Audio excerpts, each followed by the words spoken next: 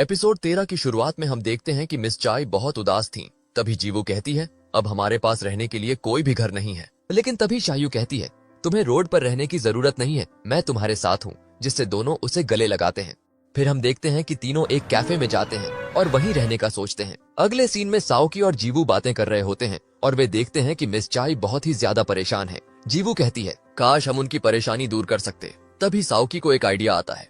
अगले दिन साओकी कैफे में डॉक्टर झांग को बुलाती है, जिन्हें देखकर मिस चाय बहुत ही खुश हो जाती हैं। फिर डॉक्टर झांग और मिस चाय बातें करने लगते हैं, जहां मिस चाय बताती हैं कि वह जिस घर में रहती थीं, वह उन्होंने और उनके पहले प्यार ने साथ में खरीदा था और उनका प्रेमी एक दिन घर छोड़कर चला गया था, यह वादा करते हुए कि वह कुछ समय बाद लौटेगा। लेकिन कई साल हो गए, वह कभी वापस नहीं आया। झांग कहते हैं, तुम्हारे प्रेमी ने तुमसे ब्रेकअप कर लिया, लेकिन वह तुमसे यह स्पष्ट नहीं कर पाया और तुम इसे कभी समझ नहीं पाई।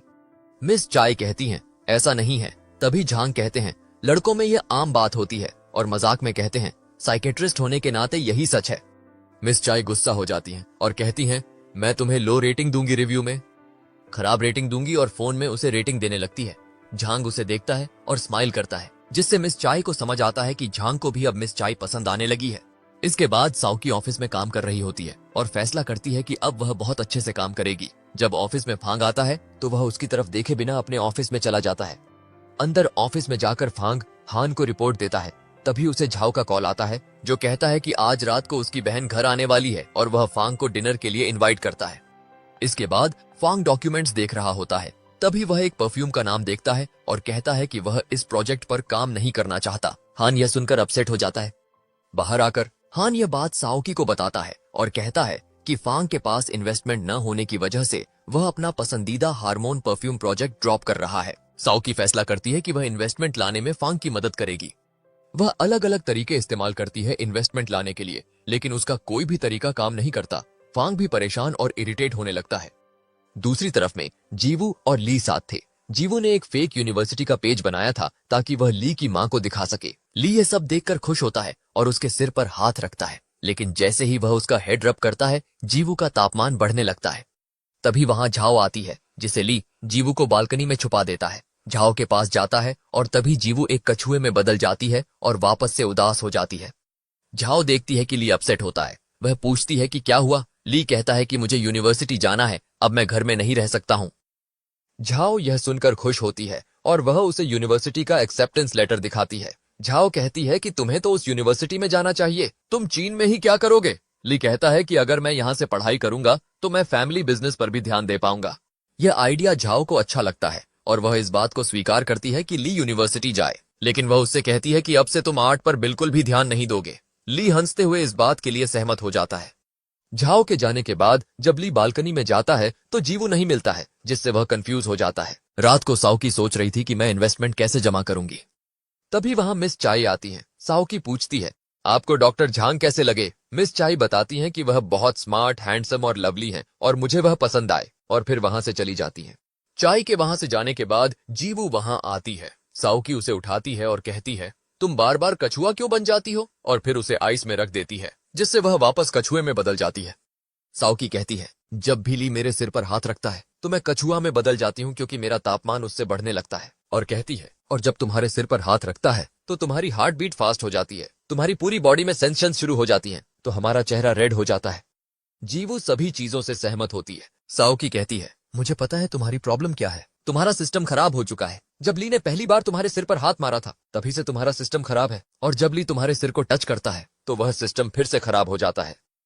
दूसरी तरफ फांग मिस्टर झाओ के घर जाता है, जहां दरवाजा मेयंगफी खोलती है, जिससे फांग सोचने लग जाता है। फिर फांग डिनर टेबल पर जाता है और सब बैठकर बातें कर रहे होते हैं, जहां सभी फांग की तारीफ करने लगते हैं, और हम देखते हैं कि मेयंगफी का सारा ध्यान फांग पर है। तभी मेयंगफी की मां कहती हैं, मैं मेयंगफी को यहाँ इसीलिए लेकर आई थी ताकि वह बिजनेस पर ध्यान दे सके, लेकिन उसे तो बिजनेस में कोई भी रुचि नहीं है। तो झाओ कहते हैं, सेलिब्रिटी बनना अच्छी बात है, लेकिन बिजनेस सीखना उससे भी ज्यादा अच्छा है, और अगर मेयंगफी को कोई ऐसा मेंटर मिल जाए जो अच्छे से बिजनेस सिखा सके तो यह बहुत ही अच्छा होगा। तो फिर झाओ कहते हैं, अगर मुझे पहले पता होता तो मैं ली को यहाँ लेकर आती, क्योंकि उसे तो बिजनेस का बहुत ही ज्यादा ज्ञान है। उसके बाद सभी ड्रिंक करते हैं और फिर मेयंगफी फांग को आने वाली पार्टी के लिए निमंत्रण देती है, लेकिन वह मना कर देता है। तो झाओ कहते हैं, तुम्हें पार्टी में जाना चाहिए, क्योंकि वहां पर तुम्हें बहुत सारे बिजनेस पर्सन मिलेंगे और तुम्हें इन्वेस्टमेंट भी मिल सकती है। दूसरी तरफ साओकी जियांग घर फूड डिलीवरी देने गई थी। जब वह वापस आ रही थी तो जियांग उसे पार्टी का निमंत्रण देता है, लेकिन साओकी मना कर देती है। पार्टी में हमें ऐसे लोग भी मिल सकते हैं जो इन्वेस्टमेंट करें। साओकी पार्टी में जाने के लिए मान हो जाती है और कार्ड लेकर वहां से चल जाती है। उसकी जाने के बाद हम देखते हैं कि जियांग के फ्रिज में बहुत सारे कॉफी और केक रखे हैं, यानी उसे कुछ खाना नहीं होता था। वह सिर्फ साओकी को देखने के लिए ये सब चीजें ऑर्डर करता है। बाहर हम देखते हैं कि फांग साओकी को जियांग के घर से जाता हुआ देखता है और उदास हो जाता है। जब साओकी आती है तो वह देखती है कि झाओ उसका वहां इंतजार कर रही है, तो झाओ उससे कहती है, मैंने पिछली बार जो तुम्हें काम दिया था वह तो तुमने सही से नहीं किया, लेकिन अब मैं नहीं चाहती कि तुम और फांग एक दूसरे से दूर रहें, इसलिए मैं उसे पार्टी का निमंत्रण देती हूँ और कपड़े देती हूँ और कहती हूँ कि तुम इस पार्टी में जाना। साओकी भी सोचती है कि पार्टी में पहले ही उसे निमंत्रण मिल चुका है, लेकिन अगर वह अच्छे से तैयार होकर जाएगी तो लोग उसे जल्दी से अप्रोच करेंगे और इससे फांग की भी मदद होगी, इसलिए वह मान हो जाती है। रात को फांग पार्टी में जाने के लिए आता है, जहां उसे मैंगफी का मैसेज आता है कि वह फांग का इंतजार कर रही है और घर में हम देखते हैं कि साओकी अभी भी काम कर रही है और पेन ड्राइव में सारे दस्तावेज भर रही है, जिससे जीवू भी इम्प्रेस हो जाती है। उसके बाद साओकी अपने स्कूटर पे बैठ के पार्टी में आती है, जहां पर जियांग उसका पहले से इंतजार कर रहा था और वह उसे देखकर स्माइल करता है। साओकी उसका हाथ पकड़ के ऊपर जाती है, तभी जियांग उसे उसकी खोई हुई रिंग देता है। यह देखकर साओकी सरप्राइज हो जाती है। जियांग जब साओकी को इयररिंग पहन रहा था तभी वहां पर फांग आ जाता है और दोनों को ऐसे देखकर जलन महसूस करता है। मैंगफी भी पूछती है कि यह वही लड़की है ना जो हमें पिछले पार्टी में मिली थी, लेकिन फांग कुछ भी कहे बिना आगे बढ़ जाता है। पार्टी में साओकी सभी को खुद से इंट्रोड्यूस करवाती है, जहां पर सभी को लगता है कि वे दोनों कपल हैं, लेकिन साओकी कहती है कि ऐसा कुछ भी नहीं है। फिर साओकी फांग के पास जाती है। मैंगफी उससे कहती है कि तुम बहुत अच्छी लग रही हो, तो साओकी कहती है कि तुम भी बहुत अच्छी लग रही हो। फिर वह फांग से पूछती है कि मैं कैसी लग रही हूँ। फांग कहता है कि तुम किसी और के साथ आई हो तो मुझसे क्यों पूछ रही हो। तो साओकी कहती है, जब मुझे जियांग ने यहाँ आने के लिए इनवाइट किया तो मैंने सोचा था कि यहाँ पर बहुत ही अमीर लोग मिलेंगे जो हमारे इन्वेस्टमेंट पर काम आएंगे। तभी वहां पर नाना आती है और उसके साथ उसके पेरेंट्स भी होते हैं, जो फांग को देखकर उसकी तारीफ करने लगते हैं और कहते हैं कि फांग और मैंगफी की जोड़ी बहुत अच्छी लगेगी, दोनों एक परफेक्ट कपल लगेंगे। यह सुनकर साओकी अपसेट होती है और थोड़ी जलन भी महसूस करती है। फांग वहां से जाता है तो साओकी उसके पीछे जाने की कोशिश करती है, लेकिन नाना उसे रोक देती है और फिर से उसकी इंसल्ट करने लगती है। नाना कहती है, मिस्टर फांग को मैंगफी ने इनवाइट किया है, तब वो यहाँ आए हैं, लेकिन तुम क्यों आई हो। साओकी कहती है, इससे तुम्हें कुछ लेना देना नहीं, और वहां से जाने लगती है, लेकिन नाना उसे धक्का दे देती है और सरकास्टिकली कहती है, तुम्हें वापस हिचकियां हो जाएंगी। अपने मैजिकल पावर से हिचकियां दे देती है, जिससे तभी जियांग टाइम रोक देता है और जल्दी से साओकी के पास आ जाता है और उसे साइड में ले जाता है। साओकी उसका शुक्रिया अदा करती है। नाना तभी जियांग को पहचान लेती है और कहती है, तुम वही हो जिसने लास्ट टाइम साओकी को बचाया था। जियांग खुद को इंट्रोड्यूस करता है और कहता है, मैं वैन ग्रुप कंपनी का सीईओ हूँ। तभी फांग वापस आता है और साओकी को देखता है। नाना सरकास्टिकली कहती है, तुम्हें सीईओज में बहुत इंटरेस्ट है ना। जियांग खुद को फांग से इंट्रोड्यूस करता है। फांग कहता है, अब मुझे समझ में आया कि तुम्हारी कंपनी के साथ डील इतनी आसानी से क्यों हो गई थी। जियांग कहता है, इसमें मेरा कुछ भी हाथ नहीं था। साओकी जितनी हार्डवर्किंग है, इसलिए हमारी कंपनी को उसकी डील पसंद आई। फांग थोड़ा गुस्से में कहता है, अगर तुम्हें साओकी इतनी पसंद है तो तुम्हें उसे अपनी कंपनी में जॉब दे देनी चाहिए। फिर साओकी से कहता है, अब से तुम्हें जॉब पर आने की जरूरत नहीं है, और वहां से चला जाता है। साओकी उदास होती है और उसके पीछे जाने की कोशिश करती है।